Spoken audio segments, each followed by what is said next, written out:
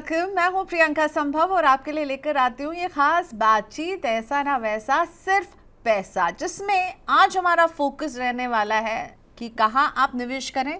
बिल्कुल भी नहीं। आप कैसे पैसे बचाएं। बिल्कुल भी नहीं। आज हम फोकस करेंगे आपके पैसे की सेफ्टी पर।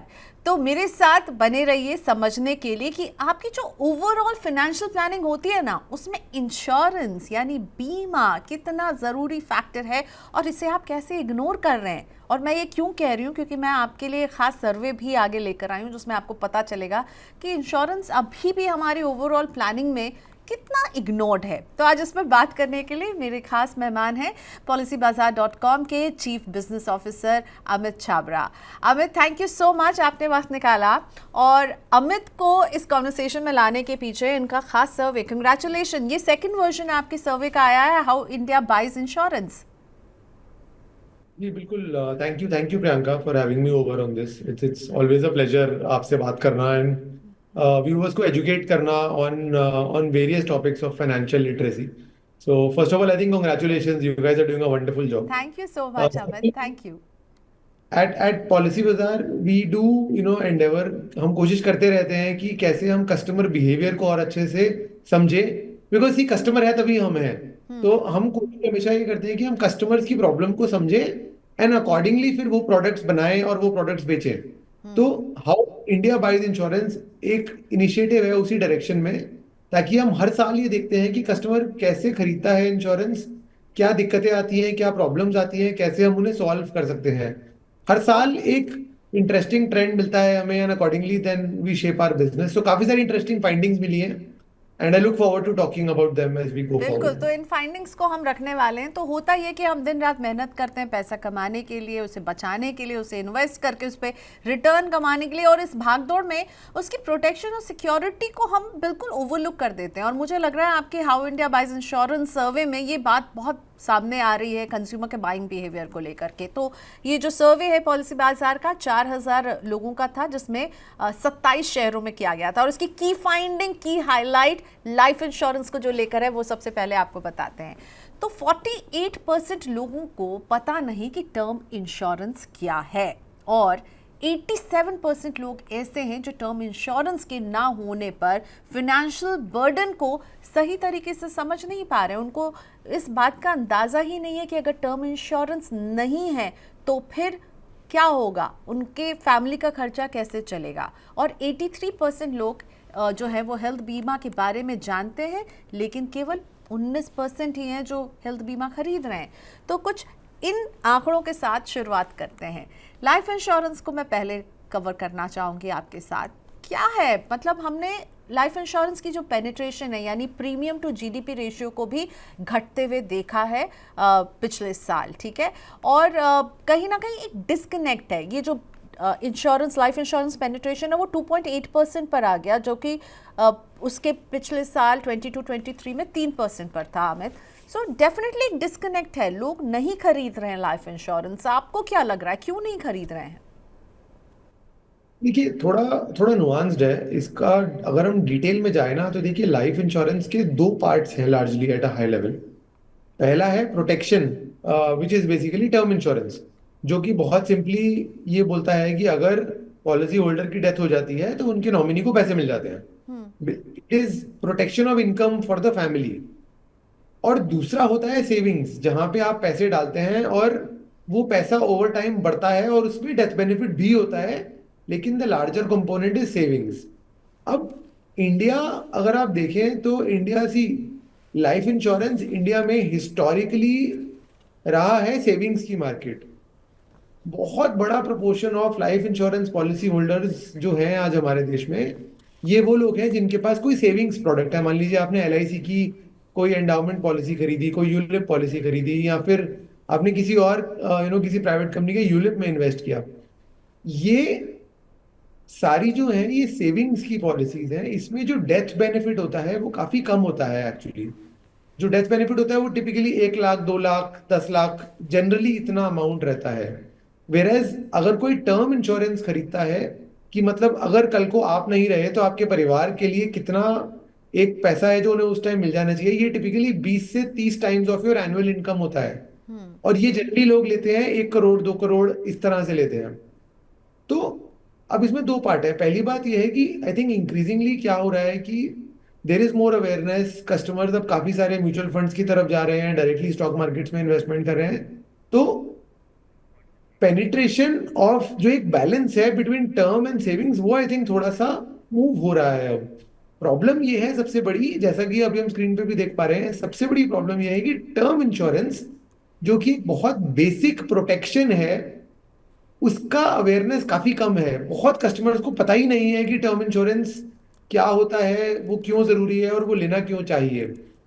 इंडिया में life insurance has been synonymous with savings in the past, although that is changing now, but a very large part of India population thinks कि लाइफ इंश्योरेंस मतलब सेविंग्स। तो वो बदल रहा है, बट अभी भी मैं ये बोलूंगा कि बहुत सारे लोगों को नहीं पता, 48% लोगों को पता ही नहीं है कि टर्म इंश्योरेंस क्या होता है। अब अगर मैं बहुत सिंपल तरीके से समझाऊं आपको, टर्म इंश्योरेंस का मतलब ये है कि आप अगर एक अर्निंग मेंबर है फैमिली में, मान लीजिए एक परिवार है, एक हस्बैंड वाइफ और 2 बच्चे हैं उनके, and husband is the earning member in the family. कल को अगर कोई रीजन से जो earning member of the family है उनकी डेथ हो जाती है, अब उस फैमिली का क्या होगा? उस फैमिली की पता नहीं कितनी सेविंग्स हैं, उनकी आगे की इनकम, अगर वो जॉब करते थे तो उनकी आगे की इनकम खत्म हो जाती है। तो ऐसे में the family is in a lot of trouble. Family की फैमिली के कल को बच्चों के स्कूल की फीस कैसे पे होगी, उनका घर का रेंट कैसे पे होगा, उनकी ईएमआई कैसे पे होंगी, इसका किसी के पास जवाब नहीं होता है। उसी जवाब को ढूंढने के लिए टर्म इंश्योरेंस लिया जाता है कि अगर पॉलिसी होल्डर की डेथ हो जाती है तो उनके नॉमिनी को पैसे मिल जाते हैं। मान लीजिए उनको करोड़ रुपए मिल जाते हैं। ये है term insurance. The sad part is आज भी टर्म इंश्योरेंस की awareness, while it is increasing, आज भी टर्म इंश्योरेंस की अवेयरनेस काफी कम है हमारे देश में। 48% जनता ने ये बोला कि उन्हें टर्म इंश्योरेंस के बारे में पता ही नहीं है। बिल्कुल। और इसके बाद भी जो और भी इम्पोर्टेंट नंबर है वो है जो 87% लोगों को, जो आपने भी बताया कि क्या टर्म इंश्योरेंस का रोल है कि अगर आप अर्निंग मेंबर है अपनी फैमिली में, आप चले गए तो आपकी इनकम की रिप्लेसमेंट कैसे होगी, उसका इंतजाम टर्म इंश्योरेंस से होता है। लेकिन मैं आपसे अमित ये भी समझना चाहूँगी टर्म इंश्योरेंस का साइज, ठीक है, इस इसको कैसे कोई गेज करे कि मुझे कितना टर्म इंश्योरेंस का साइज लेना चाहिए। आपने ये समझा दिया क्यों ज़रूरी है, क्या होता है, और 48% लोगों ने कहा आपके सर्वे में उन्हें पता नहीं। अब मुझे ये समझाइए कि इसका साइज़ कोई कैसे डिटरमाइन करे कि मुझे अपनी इनकम का कितने टाइम्स का टर्म इंश्योरेंस कवर लेना चाहिए और मेरे लिए उसका प्रीमियम कितना कॉस्ट करेगा। बिल्कुल, देखिए दो तरीके हैं प्रियंका इसके। एक मैं थोड़ा स्केरी तरीका बोलना चाहूंगा पहले। आप मान लीजिए आप अर्निंग मेंबर है फैमिली के, कल को आप नहीं रहे तो आपकी फैमिली के पास कितना पैसा होना चाहिए, उनके पास एक कितना कॉर्पस होना चाहिए पैसे का, ताकि उनके लाइफस्टाइल में कोई बदलाव ना आए। आपकी फैमिली का लाइफस्टाइल, उनकी स्कूलिंग, उनका घर, उनका खर्चा, उनकी गाड़ी की ईएमआई, सब कुछ लाइफ लॉन्ग के लिए चलता रहे। बिकॉज बिकॉज अगर आप नहीं है तो परिवार तो चलेगा, बाकी लोग हैं उनका ध्यान आपको रखना पड़ेगा। तो एक बहुत ही क्रूड तरीका यह है कि आप क्या चाहते हैं कि कल अगर आप नहीं रहे तो कितने पैसे मिले आपके परिवार को, कि एक उनकी जिंदगी में कोई उनकी जिंदगी चलती रहे, ऐसा ना हो कि कल को उन्हें बहुत ज्यादा कॉम्प्रोमाइज करना पड़े। ये सबका अलग अलग है, बिकॉज सबका लाइफस्टाइल अलग है, सबके खर्चे अलग हैं। तो डिपेंड करता है कि आप, मतलब अगेन सब पे डिपेंड करता है, it's a very personal decision also. अब अगर मैं एक फॉर्मूले की बात करूं, सो जनरली ये बोला जाता है कि 20 to 30 times your annual income, इतना टर्म इंश्योरेंस का सम इंश्योर्ड आपको लेना चाहिए। अब इट में चेंज, क्योंकि मान लीजिए आज आप टर्म इंश्योरेंस लेते हैं, 10 साल बाद आपकी इनकम बढ़ जाएगी, तो इसमें काफी लोग क्या करते हैं कि उस टाइम पे टॉपअप भी करते हैं, एक और टर्म इंश्योरेंस भी ले लेते हैं।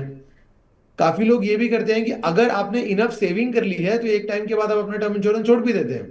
बट अगर मैं आज बात करूं, अगर आप आज एक अंदाजा ले लेते हैं, मान लीजिए आपकी सैलरी 20 लाख रुपए है, या आपकी इनकम अगर आप बिजनेस में है और आपकी एनुअल इनकम 20 लाख रुपए है, तो एक मतलब मामूली तौर पे आप देखिए 20 लाख अगर है तो आपको 20 टाइम्स, मतलब आपको 4 करोड़ का सम इंश्योर्ड लेना चाहिए।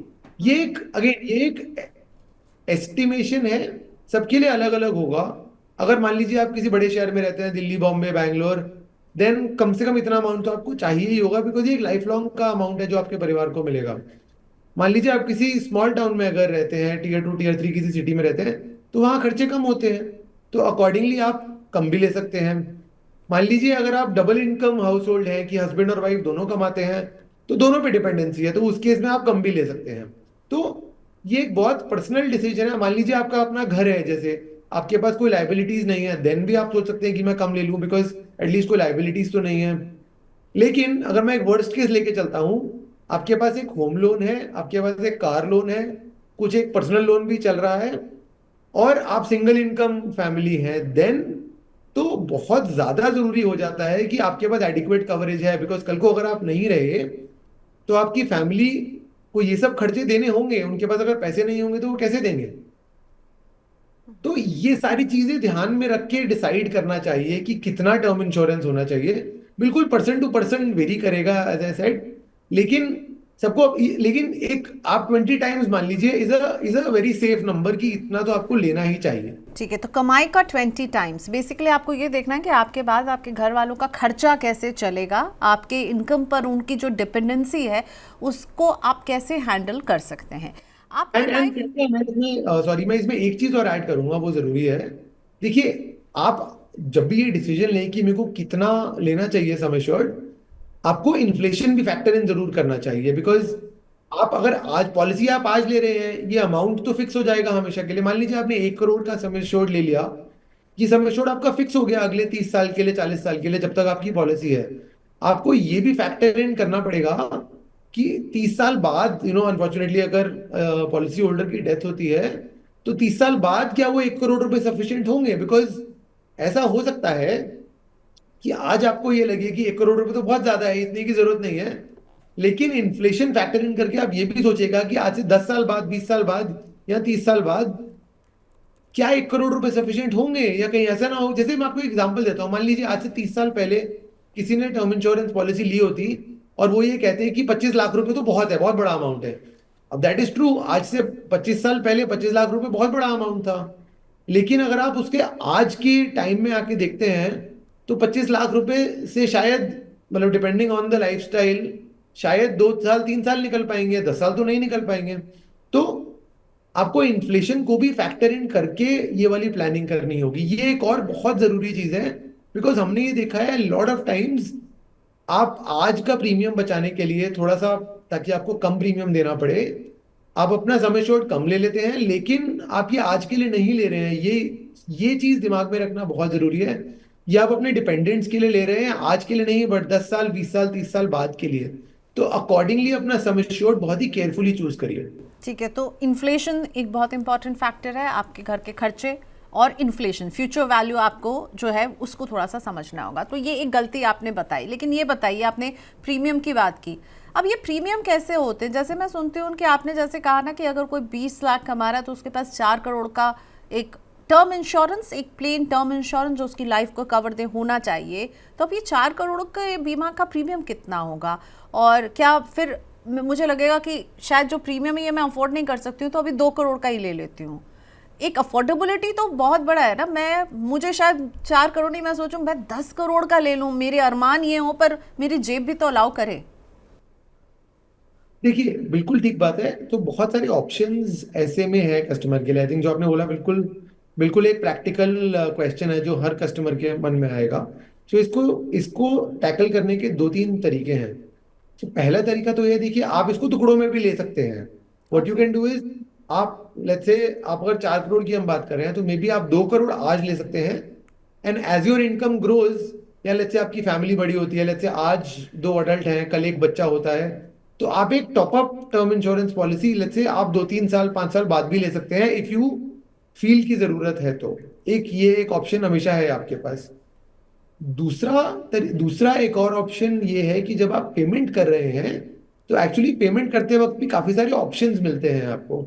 जो फर्स्ट वेरी इंपॉर्टेंट चीज है वो ये है कि आप एक एनुअल पेमेंट की जगह आप एक मंथली पेमेंट पे टर्म इंश्योरेंस ले सकते हैं।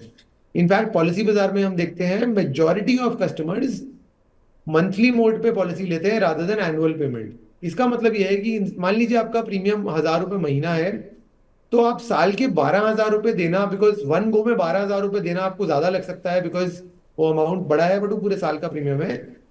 आप ये कर सकते हैं कि इंस्टेड ऑफ दैट आप 1,000 रुपये महीना दे सकते हैं। Okay. The moment you do that, एक ईएमआई की तरह हो गया वो, आपकी अफोर्डेबिलिटी काफी बढ़ जाती है। And देखिए आजकल के जमाने में ईएमआई से कस्टमर्स काफी अवेयर हैं, काफी कंफर्टेबल हैं, आई वुड से, फ्रॉम, मैं तो बोलूंगा फ्रॉम मोबाइल फोन से घर की ईएमआई से नेटफ्लिक्स का मंथली सब्सक्रिप्शन, कस्टमर्स बहुत ज्यादा आजकल कंफर्टेबल है ईएमआई के साथ। तो अगर आप टर्म इंश्योरेंस लेते हैं, वो भी आपको डेफिनेटली मंथली मोड में लेना चाहिए। This is another way of increasing the affordability for the customer. Okay, perfect. तो आप एक लीजिए इंश्योरेंस, उसको थोड़े समय बाद आप टॉप अप करने का ऑप्शन ले सकते हैं, आपकी इनकम जब बढ़ेगी। दूसरा आप इंस्टॉलमेंट्स में लीजिए। कोई और भी तरीका है अमित? बिल्कुल, तीसरी चीज एक और भी होती है जो काफी काफी लोग करते हैं, इसे बोलते हैं लिमिटेड पे। इसका मतलब ये है, सो देखिए टर्म इंश्योरेंस जैसे काम करती है, आप एक प्रीमियम आज आपका डिफाइन हो जाता है और ये प्रीमियम आपको हर महीने या हर साल लाइफ लॉन्ग देते जाना है जब तक आपकी पॉलिसी है। अगर फंड्स की दिक्कत नहीं है और ओवरऑल आप पैसे बचाना चाहते हैं, एक और बहुत अच्छा तरीका होता है जिसे बोलते हैं लिमिटेड पे। इसका मतलब ये है कि मान लीजिए 30 साल की आपने पॉलिसी ली, मान लीजिए आज आप 30 ईयर्स के हैं और आपने बोला कि मेरे को 60 साल तक कवरेज चाहिए, तो 30 साल तक का टर्म इंश्योरेंस हो गया। अगेन मान लेते हैं कि इसका आपका प्रीमियम आया 1,000 रुपये महीना, तो एक तो ऑप्शन है आपके पास कि आप 1,000 रुपये महीना देते जाइए 60 साल तक। ये एक ऑप्शन है जिसमें आपका अपफ्रंट पे आउट ज्यादा नहीं जाता, बिकॉज हर महीने आप 1,000 रुपए दे रहे हैं। आपके पास एक और भी ऑप्शन है, आप ये बोल सकते हैं कि मैं सिर्फ 5 साल या 10 साल तक ही प्रीमियम देना चाहता हूं सारा। इसका मतलब ये है कि आप पहले 5 साल या पहले 10 साल में ज्यादा प्रीमियम देंगे, लेकिन उसके बाद आप कोई प्रीमियम नहीं देंगे, उसकी बिकॉज आप अपफ्रंट ज्यादा प्रीमियम दे रहे हैं। तो इसमें अपफ्रंट मान लीजिए आपको 1,000 की जगह 2,000 रुपये महीना देना होगा, लेकिन आपको सिर्फ 5 साल के लिए ही देना होगा। तो द टोटल पे आउट इसमें ऑलमोस्ट आप 20 से 30% की एक्स्ट्रा सेविंग बना लेते हैं अपने लिए, बिकॉज आप अपफ्रंट ज्यादा पैसा दे रहे हैं। तो अगर आपको इमीडिएट कैश क्रंच नहीं है, आप ये कर सकते हैं कि आप अपफ्रंट पैसे देके ओवरऑल पूरे over a long larger period of time आप अपने लिए पैसे बचा सकते हैं। हमने देखा है कि 40 से 50% लोग एक्चुअली लिमिटेड पे लेते हैं। तो ये एक और इंटरेस्टिंग तरीका है जिसके थ्रू आप पैसे बचा सकते हैं अपने। ओके, सो प्रीमियम का बोझ कैसे कम हो सकता है, अमित ये हमें बता रहे थे। अमित, अब हम थोड़ा सा हेल्थ इंश्योरेंस को भी डिस्कस करना चाहेंगे, क्योंकि आपकी सर्वे में हेल्थ इंश्योरेंस से जुड़ी जो बात निकल कर आ रही है, हाउ इंडिया बाइज इंश्योरेंस में, बहुत इंटरेस्टिंग है कि अब जो है हेल्थ इंश्योरेंस जो है वो 3 सबसे ज़रूरी फाइनेंशियल प्रोडक्ट में लोगों ने कंसिडर करना शुरू कर दिया, विच इज़ वेरी गुड। 83% को हेल्थ इंश्योरेंस के बारे में, 83% जो सर्वे में शामिल थे, जानते हैं। लेकिन सबसे बुरा पार्ट ये लगता है कि देखिए 83% है जो जानते हैं हेल्थ इंश्योरेंस के बारे में, लेकिन 19% के पास ये हेल्थ इंश्योरेंस है। तो हेल्थ इंश्योरेंस में गाड़ी कहाँ अटक रही है अमित? आप क्या रीड कर रहे हैं इस सर्वे में, जब आप लोगों ने इसे एनालाइज किया कि अवेयरनेस तो बढ़ गई है, बात ये होती थी कि लोग अवेयर नहीं है इसलिए खरीदते नहीं है, अवेयरनेस तो बढ़ गई हेल्थ इंश्योरेंस को लेकर, लेकिन खरीदार अभी भी कम ही रहे। वो 19% ही लोगों ने कहा कि मेरे पास है हेल्थ बीमा, जबकि जानते ज्यादा लोग हैं इसके बारे में। देखिए आई थिंक, मतलब मैं थोड़ा इसको सॉम्बर नोट पे स्टार्ट करना चाहूँगा। I think the unfortunate reality जो आज है वो ये है, पहली बात, अनफॉर्चुनेटली हमारे, और नॉट जस्ट हमारे देश में, I think overall he health care has become an issue for everybody. So unfortunately lifestyle diseases जैसे कि डायबिटीज, हाइपरटेंशन, हाई कोलेस्ट्रॉल, ये काफी ज्यादा बढ़ गया है। पहले ये बीमारियां होती थी एक सीनियर एज पे जाके, कि आप 60 साल पे, 50 साल पे आपको ये बीमारियां हो रही हैं। ये सब अब बहुत यंग एज पे शुरू हो गया है। This is part one. ये तो फिर भी I would say slowly effect करते हैं ह्यूमन बॉडी को। जो दूसरा बड़ा इशू है, which is more scary I would say, is कि जो क्रॉनिक बड़ी बीमारियां जैसे कि कैंसर है, हार्ट अटैक है, लीवर किडनी की प्रॉब्लम्स है, ये बहुत कॉमन हो गई हैं अब। सो आप ये देखेंगे कि कितने यंग केसेस हम सुनते हैं जिनको हार्ट अटैक हो रहा है, जिनको कैंसर हो रहा है, जिनको लीवर किडनी की प्रॉब्लम हो रही है। तो कहीं ना कहीं हेल्थ केयर एक एक एक आम इंसान के लिए बहुत एक बड़ी समस्या बनती जा रही है कि हम अपनी हेल्थ का कैसे ध्यान रखें। अब ये क्यों हो रहा है, बहुत सारी इस पर अटकलें लगाई जाती हैं कि ये क्यों हो रहा है। कुछ कहते हैं कि ये पोल्यूशन की वजह से है, कुछ कहते हैं कि ये स्ट्रेस और लाइफस्टाइल की वजह से है, कोई कहता है कि ये मोबाइल फोन की रेस की वजह से। तो बहुत सारी थ्योरीज हैं, नोबडी नोज की सच क्या है। बट कुछ कहते हैं कि मिलावट है, आजकल खाने पीने में बहुत मिलावट है, उस वजह से हो रहा है। तो अगेन आई वोंट कमेंट कि ये किस वजह से है, बिकॉज आई थिंक ये सब थ्योरीज हैं, बट अनफॉर्चुनेट रियलिटी है कि ये सच है। पहले क्या होता था कि पहले हम न्यूज में पढ़ते थे या सोशल मीडिया पे पढ़ते थे, कोई ऐसे केसेस आ गए कि यंग उम्र में, यंग एज में हार्ट अटैक हो गया या कैंसर हो गया। अनफॉर्चुनेटली अब हम सबके आसपास ये हो रहा है, तो ये थोड़ा एक सैड पार्ट है। बट अगेन यू नो, अब इंसान क्या कर सकता है इस बारे में, one can only be prepared for this. तो this is problem number one. Problem number two is कि हेल्थ केयर बहुत महंगा हो गया है, that is the other problem. तो मैं आपको एक एग्जांपल से समझाता हूं। आज से 3 साल पहले एक एवरेज हेल्थ इंश्योरेंस क्लेम की कॉस्ट थी 40,000 रुपए। एक average claim size was 40,000 rupees. आज 3 साल में average claim size almost 1 lakh रुपए पे पहुंच गया है। कुछ बहुत मामूली ट्रीटमेंट जैसे कि कैटरैक्ट है या नी रिप्लेसमेंट है, इनका खर्चा पिछले 3 साल में डबल टू ट्रिपल हो गया है। तो कॉस्ट बहुत ज्यादा बढ़ गई है। अब कॉस्ट क्यों बढ़ रही है उस पर भी बात करते हैं। देखिए, कॉस्ट इसलिए बढ़ रही है दो कारण से। फर्स्ट, एक तो कोविड के बाद बहुत सारे एक्स्ट्रा प्रिकॉशंस अब हॉस्पिटल्स को लेने होते हैं। दे हैव टू इंश्योर कि सैनिटाइजेशन हो, बहुत सारे प्रोटोकॉल्स हैं जो फॉलो करने पड़ते हैं, जो करने भी चाहिए। तो एक तो उसकी वजह से काफी कॉस्ट बढ़ जाती है। दूसरी चीज ये है कि जो ट्रीटमेंट्स हैं वो भी ओवर टाइम अब बहुत बेटर हो गई हैं पहले से। जैसे मान लीजिए, पहले नी रिप्लेसमेंट मैनुअली करा जाता था, अब वो एक रोबोटिक सर्जरी से करा जाता है। That robotic surgery is many times better than a manual surgery, because उसमें गलती का स्कोप नहीं है, प्रिसिशन बहुत ज्यादा है। अब प्रॉब्लम ये है कि वो महंगा है। तो वो महंगा है तो इसलिए हेल्थ केयर का कॉस्ट बढ़ता जा रहा है।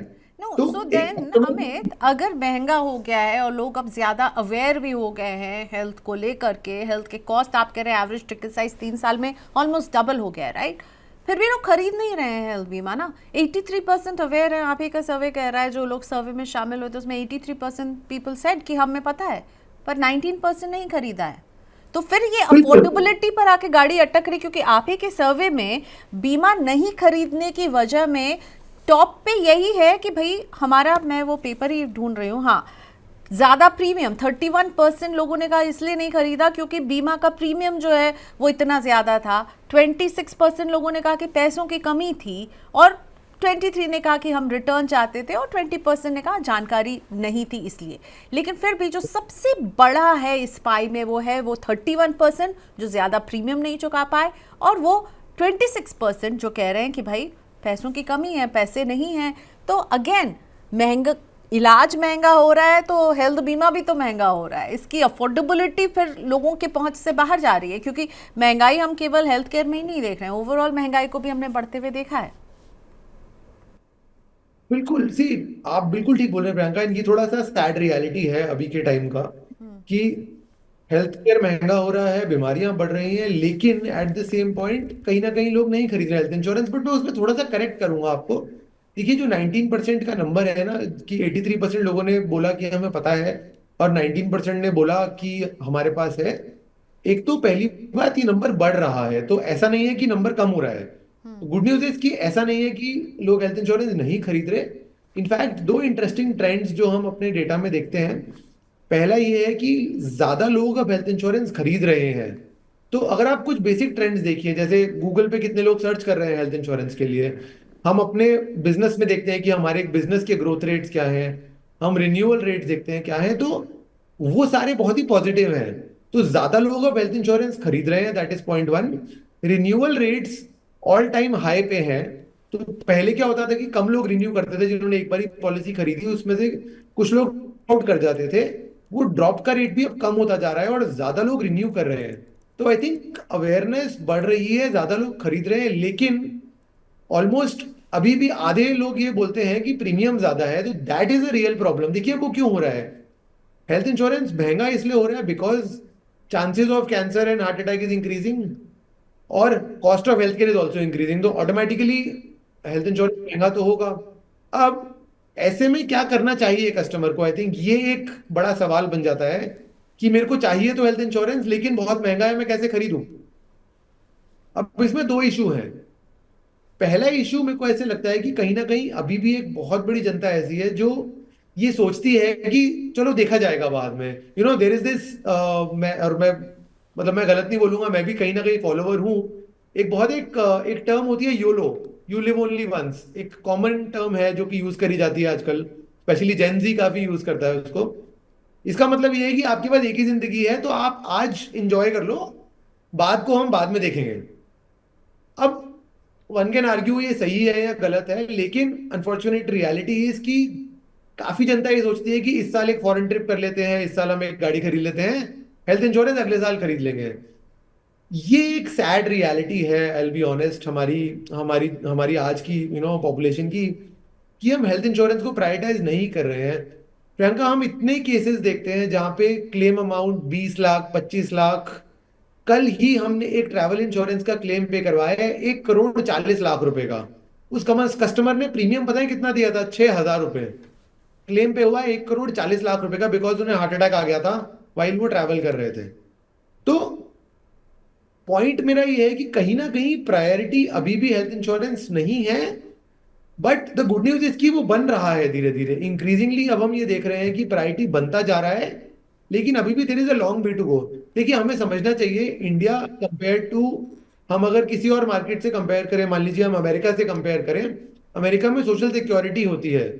मतलब ये है कि अगर आपको कुछ हुआ तो कहीं ना कहीं सरकार आपके पास खड़ी है, आपकी मदद कर देगी, आपकी हेल्थ केयर सॉल्व हो जाती है। आप अगर बूढ़े हैं, बीमार हैं, अनएम्प्लॉयड हैं, एटलीस्ट आपके पास गवर्नमेंट है। इंडिया में ये एक बहुत बड़ा इशू है आज, कि सोशल सिक्योरिटी वाइल वो लेयर अब डेवलप हो रही है, but it is still quite weak. तो यस, ऐसे में हेल्थ लेकिन इंश्योरेंस होना बहुत जी, जरूरी है। आपने कहा प्रायोरिटी नहीं है लोगों की, और जब होगा तो देखा जाएगा वाला जो एटीट्यूड है वो भी बहुत ज़्यादा इंपॉर्टेंट रोल प्ले करता है। लेकिन आपका सर्वे बता रहा है एक बहुत इंपॉर्टेंट बात, कि जो लोग हेल्थ इंश्योरेंस ले भी रहे हैं ना अमित, वो पर्याप्त मात्रा में नहीं ले रहे हैं। ठीक है, सब 5 लाख या 5 लाख से कम का हेल्थ इंश्योरेंस लोग जो है 48% लोग ले रहे हैं, और 10 लाख से कम का 27% लोग ले रहे हैं। मतलब जो अमाउंट ऑफ इंश्योरेंस जो आपको चाहिए उससे भी लोग चूक रहे हैं। ठीक है, और अब आपने खुद बताया बीमारियों के इलाज जो है वो और अब जो है महंगे होते जा रहे हैं, और ऐसे में अंडर इंश्योर होना भी एक बहुत बड़ी दिक्कत है। बिल्कुल, डेफिनेटली प्रियंका, ये काफी बड़ा इशू है। बट मैं अगेन दोबारा बोलूंगा, देखिए पिक्चर इतनी सॉम्बर भी नहीं है, बिकॉज हर चीज को आई थिंक हमें इस नजरिए से देखना चाहिए कि पहले क्या था और अब क्या है। सो अगर आप पहले से अब में देखेंगे, देर इज इम्प्रूवमेंट। एक्चुअली पहले 10 लाख नहीं लेते थे लोग, अब लेने लग गए हैं, तो देर इज इम्प्रूवमेंट। क्या ये परफेक्ट सिचुएशन है? डेफिनेटली नहीं है।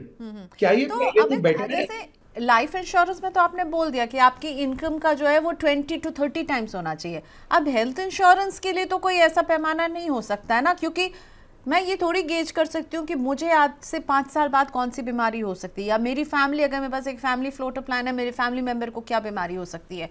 तो मैं ये कैसे अनुमान लगाऊं कि मुझे कितना बड़ा हेल्थ इंश्योरेंस लेना चाहिए। बिल्कुल, देखिए हेल्थ इंश्योरेंस और टर्म इंश्योरेंस में एक बहुत बड़ा डिफरेंस ये है कि टर्म इंश्योरेंस एक कॉन्ट्रैक्ट होता है जो आपका 30 साल का होता है।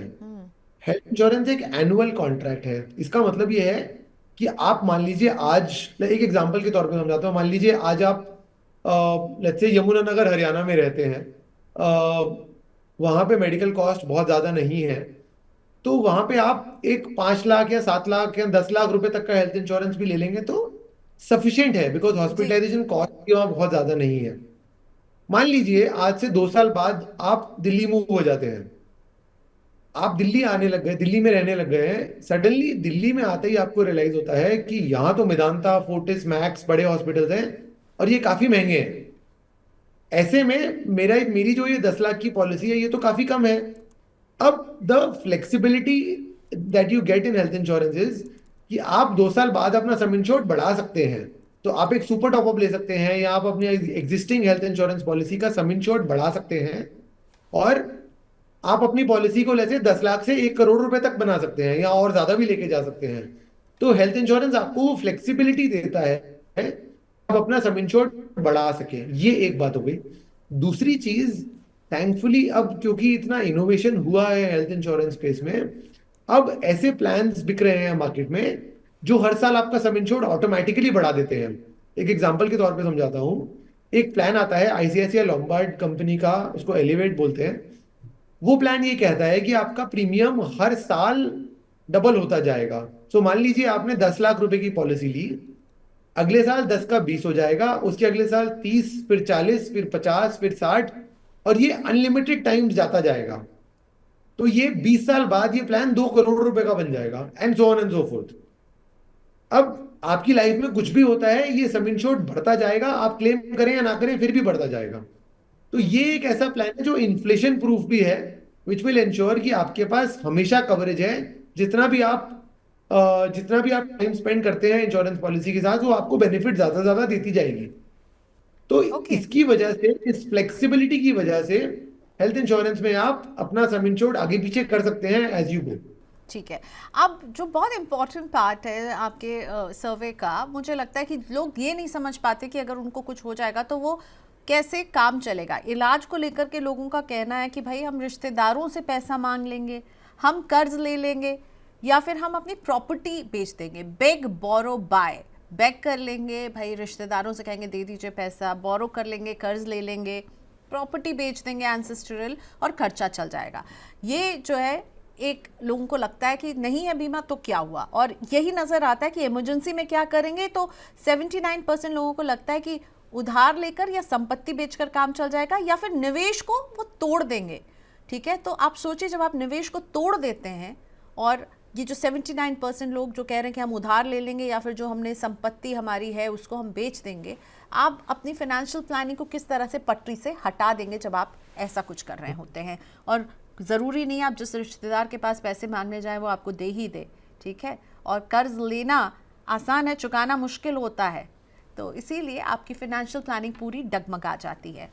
सो अमित, एक जो की हाईलाइट मुझे लग रहा है आपके सर्वे का ये कि लोग समझ ही नहीं पा रहे हैं कि वो अपने फाइनेंशियल प्लानिंग के साथ कितनी बड़ी खिलवाड़ करते हैं जब वो बीमा नहीं लेते हैं। तो बिल्कुल, ये प्रियंका काफी बड़ा इशू है। और अगर आप देखिए, आप किसी भी फाइनेंशियल प्लानर के पास अगर जाते हैं ना, तो बिफोर वो आपको कोई इन्वेस्टमेंट सजेस्ट करें कि आप म्यूचुअल फंड में पैसे लगाइए, आप शेयर मार्केट में पैसे लगाइए, या आप रियल एस्टेट में पैसे लगाइए, गोल्डन रूल होता है कि पहली चीज वो ये पूछते हैं कि आपके पास हेल्थ इंश्योरेंस है कि नहीं।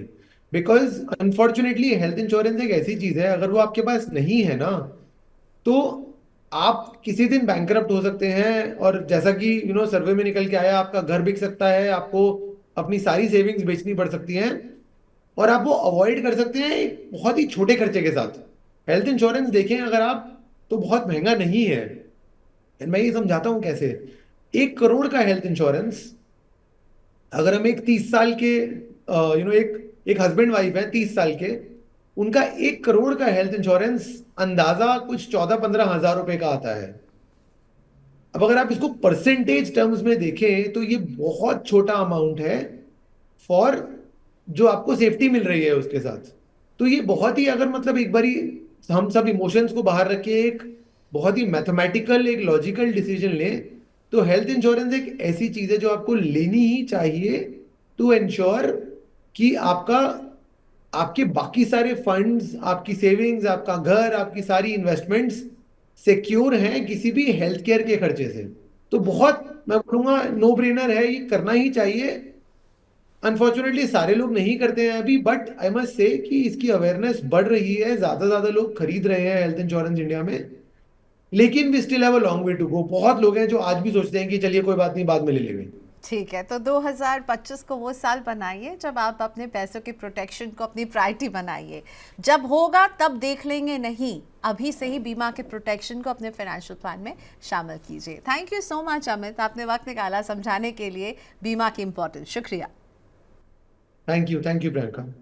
ओके, सो आज ऐसा ना वैसा सिर्फ पैसा में हम बात कर रहे थे, किसी कमाई की नहीं, किसी रिटर्न की नहीं, प्योर बातचीत थी कि आपका पैसा कैसे प्रोटेक्ट हो सकता है। ठीक है, अगर आपको लग रहा है कि हम उधार मांग के काम चला लेंगे, अगर कोई बीमारी आएगी, हम रिश्तेदारों से पैसा मांग लेंगे, हम कर्ज ले लेंगे, हम अपनी प्रॉपर्टी बेच लेंगे, तो ये सब जब आप करेंगे ना, तो अपनी फाइनेंशियल प्लानिंग को आप कितनी चोट पहुंचा रहे होंगे ये भी ज़रूर सोच लीजिएगा। चलिए, थैंक यू सो मच, आपके कॉमेंट्स का इंतज़ार रहेगा। आज के लिए इतना ही, बाय बाय।